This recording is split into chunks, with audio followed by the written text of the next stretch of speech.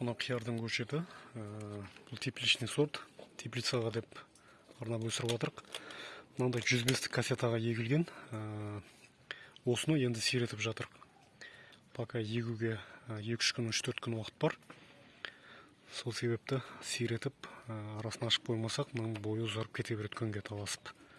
Күндіз деп былайша айтқанда. Бұны мынандай вариантпен сиретеміз. Тура осы 105 кассетаға шахматный вариантта арасына бір ұяшықтан қалдырып, үйсіп қайтадан осындай пикировка жасап шығамыз. Осы кассетаға.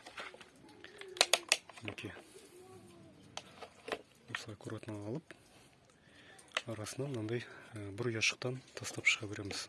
Сол кезде бұл арасы ашылғаннан кейін ауаға кіріп, күн түсіп, бойы қатты өсіп кетпейтін болады. Міне осындай болып тұрады. Арасы ашылып, күнде жақсы түседі, әрі ауада жақсы өтеді.